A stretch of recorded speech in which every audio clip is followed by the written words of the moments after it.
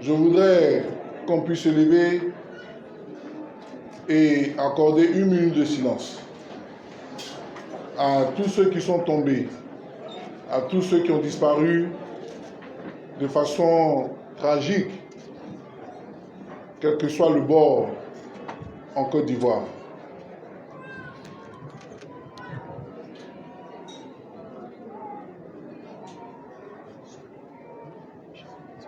Merci.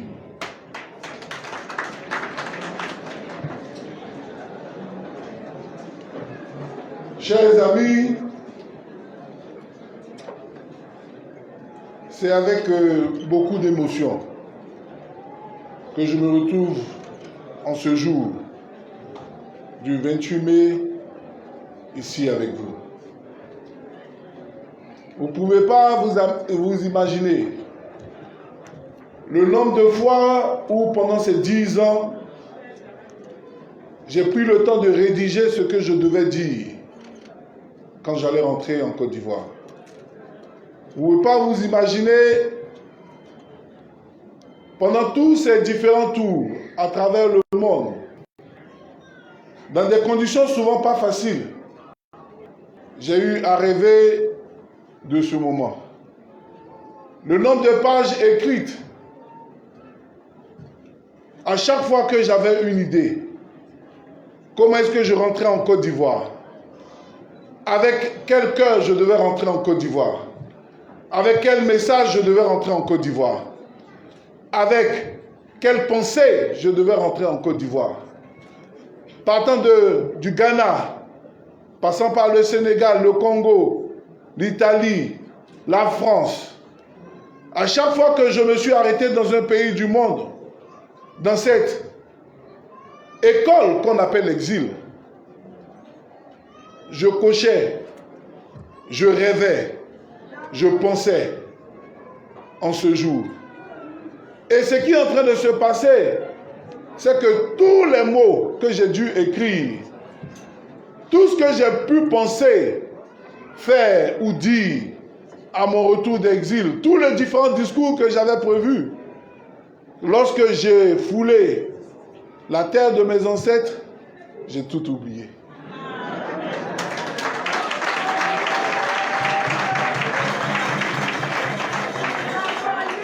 J'ai tout oublié, mais il y a une seule chose, un seul mot que je n'arrive pas à oublier, quelle que soit la monture du discours que j'ai pu rédiger, c'est dire merci.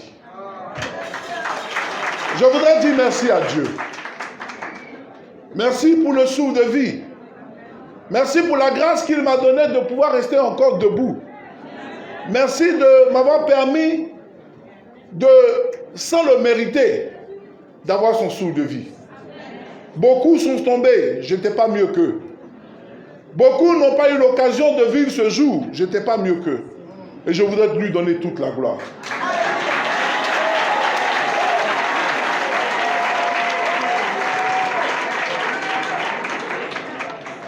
Je voudrais dire merci à tous mes différents camarades,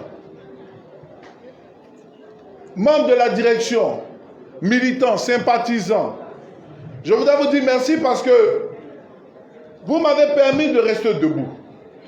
Je me rappelle à chaque fois que le doute pouvait me prendre, à chaque fois que la fatigue morale pouvait me prendre, quand je m'adressais à vous, je trouvais des gens qui étaient toujours debout.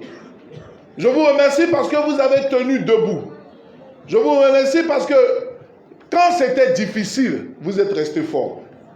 La force qu'on dit me donner aujourd'hui, je vous la dois. Je voudrais vous dire merci à tous les différents militants de l'Union des Nouvelles Générations. Quelle que soit la base, je voudrais vous dire merci. Je voudrais dire merci à mes amis de la diaspora. Merci pour ce temps que vous avez passé avec moi. Merci parce que quand j'étais seul, vous avez comblé ma solitude. Merci parce que quand j'avais les larmes aux yeux, vous avez essuyé mes larmes. Merci parce que quand j'avais pensé à mes enfants, à ma famille, vous avez constitué des familles pour moi. Je voudrais vous dire merci.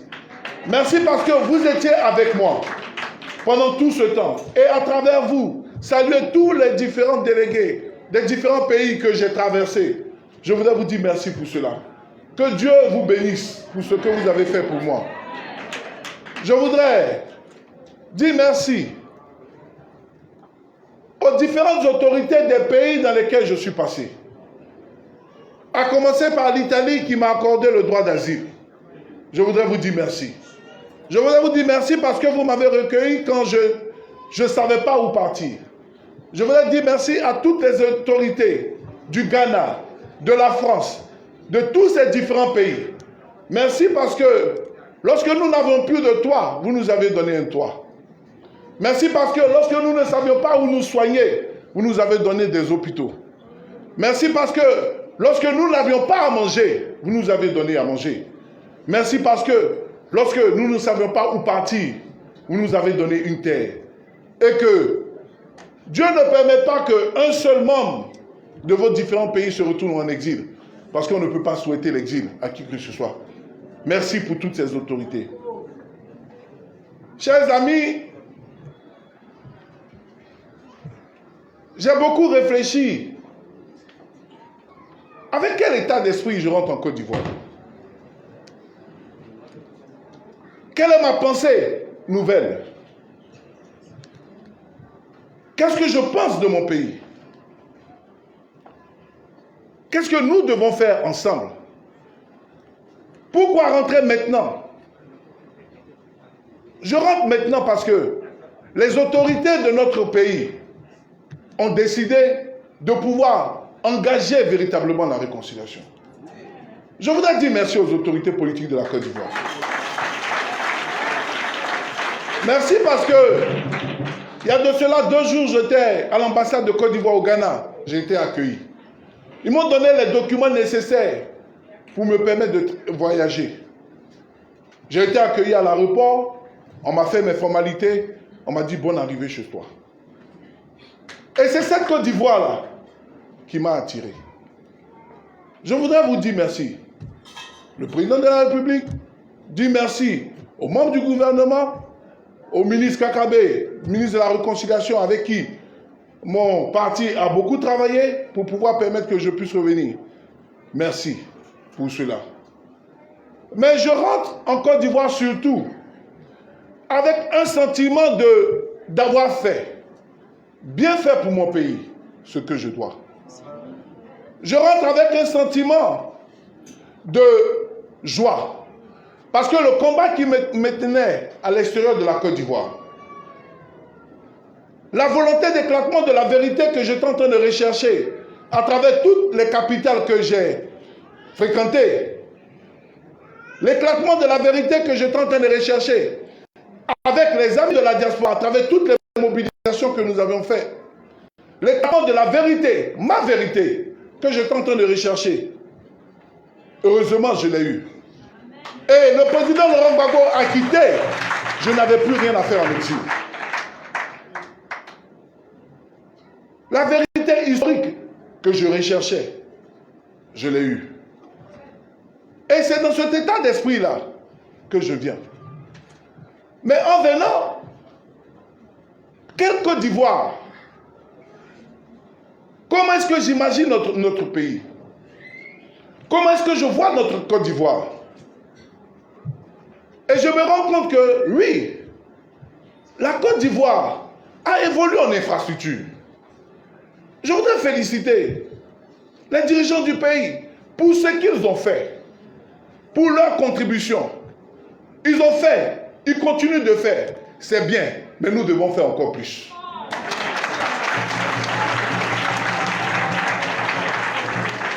Nous devons aller plus loin ensemble. Nous devons aller plus loin. Parce que c'est ensemble qu'on est fort. Et je rentre dans un état d'esprit où il faut que la Côte d'Ivoire puisse avoir des gouvernants, des dirigeants au pouvoir qui gouvernent, et que la Côte d'Ivoire puisse avoir une opposition qui fasse des propositions constructives et qui s'oppose de manière patriotique et de manière républicaine. Je rentre pour prendre ma place dans l'opposition républicaine de notre pays.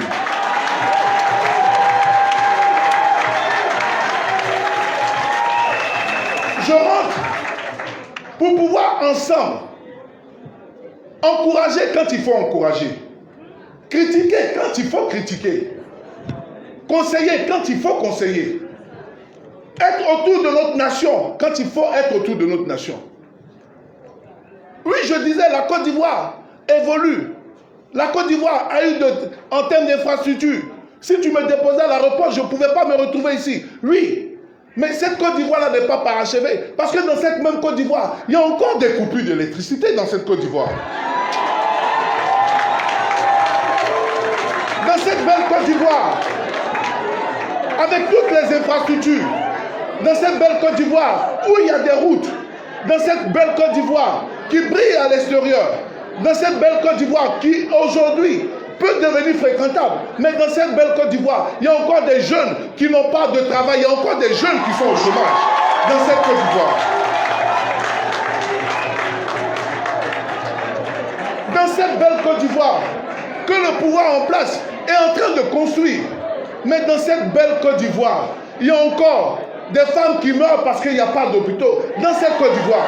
Donc il y a encore du travail à faire. C'est bien ce qui est fait. Mais ensemble, nous pouvons mieux faire. C'est bien ce qui est déjà fait. Mais ensemble, nous pouvons construire encore plus. La cohésion sociale dans un pays est un préalable au développement du pays. On ne développe pas un pays seul. On développe un pays avec les idées des autres. Et on ne s'oppose pas pour pouvoir détruire. On s'oppose pour pouvoir contribuer à construire. Et je ne suis pas dans l'opposition destructive. Je suis dans l'opposition constructive. Je suis dans l'opposition qui appelle à marcher ensemble. Je suis dans l'opposition où mes critiques doivent améliorer ce qui est en face. Je suis dans l'opposition où quand je parle, ce n'est pas pour détruire, mais pour construire. Je ne sais pas détruire. Je ne sais pas partager la haine. Celui pour qui je me bats politiquement ne m'a pas inculqué la haine. Il m'a inculqué l'amour de l'autre. L'amour des Ivoiriens. C'est ce qu'il m'a montré. Et c'est de cette Côte d'Ivoire-là que je veux parler. Et c'est cette Côte d'Ivoire-là que je veux partager avec vous. C'est la Côte d'Ivoire où je reconnais que moi, fils de l'Ouest, une mère du centre, qui a eu à manger aussi, qui a été nourrie, accompagnée à l'école par Tanti Mariam du Nord, cette Côte d'Ivoire où on ne savait pas d'où tu venais, c'est cette Côte d'Ivoire que moi je connais. Et c'est cette Côte d'Ivoire-là que je veux revoir. Nous devons aider, mettre dans la main nos dirigeants à pouvoir faire cette Côte d'Ivoire. Oui, il y a eu des choses, mais nous ne pouvons pas bâtir une nation sur le passé. Nous ne pouvons pas bâtir une nation sur des rancœurs. Nous ne pouvons pas bâtir une nation sur la haine. Nous ne pouvons pas bâtir une nation sur la force. Il faut qu'on puisse reconnaître que chacun a eu sa part. Et nous devons passer à autre chose. Parce que oui, la politique dans notre pays a eu des impacts. Maintenant, mettons de côté nos volontés politiques, mettons de côté nos divisions politiques et maintenant essayons de mettre en priorité ce qui unit notre peuple. Essayons de mettre ensemble en priorité ce qui fait unir notre peuple. Et c'est avec cet état d'esprit-là que moi je viens. C'est cet état d'esprit-là qui a fait que je n'ai pas eu peur. Je n'ai pas craint. Lorsque on m'a dit que tu peux rentrer, parce que j'ai donné confiance aux autorités de notre pays. L'état d'esprit où l'Ivoirien ne voit pas derrière ce que l'autre dit quelque chose de dangereux. Et imaginez-vous si moi j'ai cet état d'esprit, celui pour qui je me suis battu, mon référent politique pendant 10 ans, il m'a inculqué une chose. Pendant toutes les visites qu'il a pu m'accorder en prison, à chaque fois que j'avais le temps d'aller le voir, il m'a inculqué une chose. Si je suis en prison, c'est pour la Côte d'Ivoire. Il m'a inculqué une chose, ne pas partager la haine. Il m'a inculqué une chose, la revanche appartient à Dieu. Il m'a inculqué une chose, que je me bats pour vous les jeunes. Il m'a inculqué une chose, c'est que chacun doit faire sa part. Et que personne n'ait peur. Que personne n'ait peur du retour du président Laurent Gbagbo en Côte d'Ivoire. Que personne ne pense qu'il vient dans un état d'esprit revanchard. Que personne ne pense qu'il vient dans un état d'esprit où il vient chercher à savoir qu'est-ce qui s'était passé. Il vient juste apporter sa contribution. Et il nous l'a dit, il me l'a dit. Allez-y. Et allons-y, annoncez ce message-là. Parce qu'à un moment donné, il faut que la réconciliation sorte du thème politique de notre pays et en fait qu'on puisse rentrer dans une politique de développement. Il faut qu'on commence à passer de côté ce message de réconciliation de dire il nous faut la réconciliation. Depuis 10 ans, nous prêchons la même chose. Mais il nous faut maintenant finir ce chapitre de la réconciliation et penser au développement de notre nation. Et savoir que en 2021, notre pays a besoin de pouvoir continuer de régner. Oui, beaucoup a été fait. Oui, beaucoup a été fait. Mais nous pouvons faire encore plus.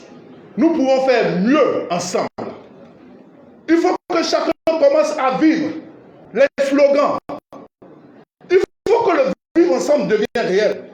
Il faut que bâtir la Côte d'Ivoire des nouvelles générations devienne réel. Il faut que la main devienne réelle. Il faut que chaque parti politique commence à mettre en tête tout son discours, tous ses slogans.